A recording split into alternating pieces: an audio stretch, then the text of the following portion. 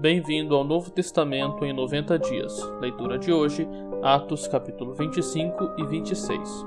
Capítulo 25. Tendo, pois, Festo assumido o governo da província, 3 dias depois, subiu de Cesareia para Jerusalém, e logo os principais sacerdotes e os maiorais dos judeus lhe apresentaram queixa contra Paulo e lhe solicitavam, pedindo como favor, em detrimento de Paulo, que o mandasse vir a Jerusalém, armando eles cilada para o matarem na estrada.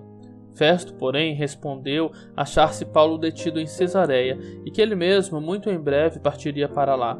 Portanto, disse ele, os que dentre vós estiverem habilitados, que desçam comigo, e havendo contra este homem qualquer crime, acusem-no. E não se demorando entre eles mais de 8 ou 10 dias, desceu para Cesareia, e no dia seguinte, assentando-se no tribunal, ordenou que Paulo fosse trazido. Comparecendo este, rodearam-no os judeus que haviam descido de Jerusalém, trazendo muitas e graves acusações contra ele, as quais, entretanto, não podiam provar. Paulo, porém, defendendo-se, proferiu as seguintes palavras: Nenhum pecado cometi contra a lei dos judeus, nem contra o templo, nem contra César. Então Festo, querendo assegurar o apoio dos judeus, respondeu a Paulo: Queres tu subir a Jerusalém e ser ali julgado por mim a respeito dessas coisas? Disse-lhe Paulo: Estou perante o tribunal de César, onde convém seja eu julgado. Nenhum agravo pratiquei contra os judeus, como tu muito bem sabes. Caso, pois, tenha eu praticado algum mal ou crime digno de morte, estou pronto para morrer. Se, pelo contrário, não são verdadeiras as coisas de que me acusam, ninguém, para lhe ser agradável, pode entregar-me a eles. Apelo para César. Então Festo, tendo falado com o conselho, respondeu: Para César apelaste, para César irás. Passados alguns dias, o rei Agripa e Berenice chegaram a Cesareia a fim de saudar a Festo. Como se demorasse ali alguns dias, Festo expôs ao rei o caso de Paulo, dizendo: Félix deixou aqui preso certo homem, a respeito de quem os principais sacerdotes e os anciãos dos judeus apresentaram queixa, estando eu em Jerusalém pedindo que o condenasse. A eles respondi que não é costume dos romanos condenar quem quer que seja, sem que o acusado tenha presente os seus acusadores e possa defender-se das acusações. De sorte que, chegando eles aqui junto, sem nenhuma demora, no dia seguinte, assentando-me no tribunal, determinei fosse trazido o homem. E levantando-se os acusadores, nenhum delito referiram dos crimes de que eu suspeitava. Traziam contra ele algumas questões referentes à sua própria religião e particularmente a certo morto chamado Jesus, que Paulo afirmava estar vivo. Estando eu perplexo quanto ao modo de investigar estas coisas, perguntei-lhe se queria ir a Jerusalém para ser ali julgado a respeito disso. Mas, havendo Paulo apelado para que ficasse em custódia para o julgamento de César, ordenei que o acusado continuasse detido até que eu o enviasse a César. Então, Agripa disse a Festo: Eu também gostaria de ouvir este homem. Amanhã, respondeu ele, o ouvirás. De fato, no dia seguinte, vindo a Agripa e Berenice com grande pompa, tendo eles entrado na audiência juntamente com os oficiais superiores e homens eminentes da cidade, Paulo foi trazido por ordem de Festo.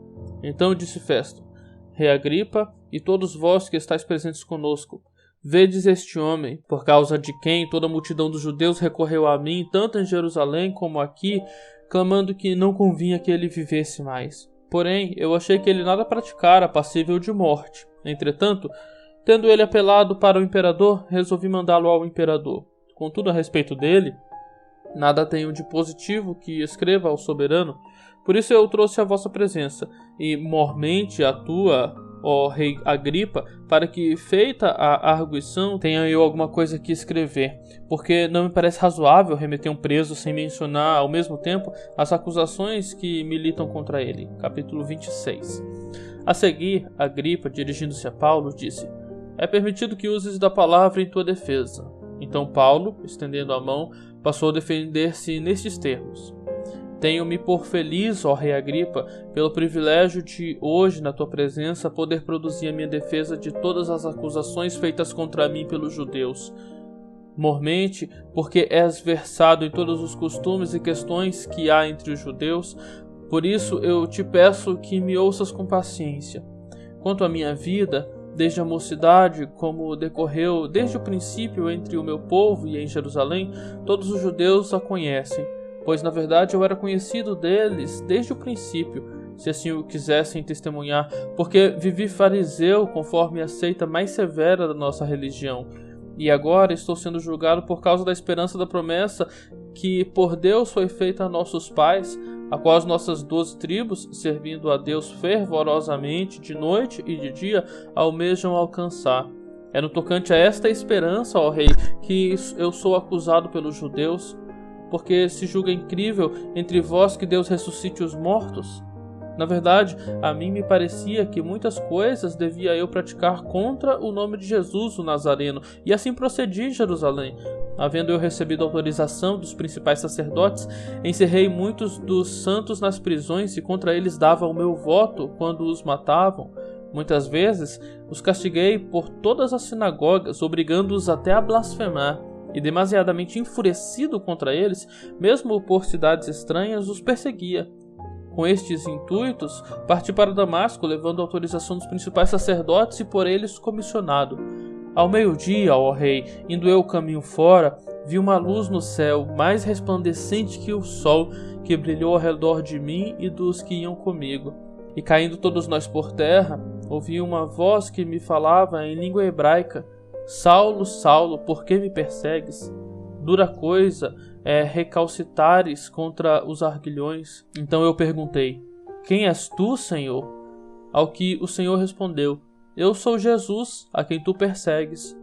Mas levanta-te e firma-te sobre teus pés, porque por isto te apareci, para te constituir ministro e testemunha, tanto das coisas em que me viste, como daquelas pelas quais te aparecerei ainda, livrando-te do povo e dos gentios, para os quais eu te envio, para lhes abrires os olhos e os converteres das trevas para a luz e da potestade de Satanás para Deus, a fim de que recebam eles remissão de pecados e herança entre os que são santificados pela fé em mim.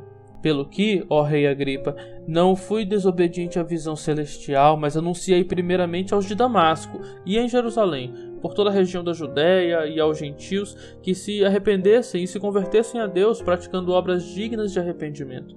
Por causa disto, alguns judeus me prenderam, estando eu no templo, e tentaram me matar-me. Mas alcançando o socorro de Deus, permaneço até o dia de hoje, dando testemunho, tanto a pequenos como a grandes, nada dizendo, senão o que os profetas e Moisés disseram haver de acontecer, isto é, que o Cristo devia padecer, e sendo o primeiro da ressurreição dos mortos, anunciaria a luz ao povo e aos gentios. Dizendo ele estas coisas em sua defesa, Festo o interrompeu em alta voz: Está louco, Paulo? As muitas letras te fazem delirar. Paulo, porém, respondeu: Não estou louco, ó excelentíssimo Festo. Pelo contrário, digo palavras de verdade e de bom senso, porque tudo isto é do conhecimento do rei, a quem me dirijo com franqueza, pois estou persuadido de que nenhuma destas coisas lhe é oculta, porquanto nada se passou em algum lugar escondido. Acreditas, ó rei Agripa, nos profetas? Bem sei que acreditas. Então Agripa se dirigiu a Paulo e disse: Por pouco me persuades a me fazer cristão. Paulo respondeu: Assim Deus permitisse que, por pouco ou por muito, não apenas tu, ó rei, porém todos os que hoje me ouvem se tornassem tais qual eu sou, exceto estas cadeias. A essa altura, levantou-se o rei e também o governador e Berenice, bem como os que estavam assentados com eles. E havendo-se retirado, falavam uns aos outros, dizendo: Este homem nada tem feito passível de morte ou de prisão. Então Agripa se dirigiu a Festo e disse: Este homem bem podia ser solto, se não tivesse apelado para César. Tenham todos um ótimo dia.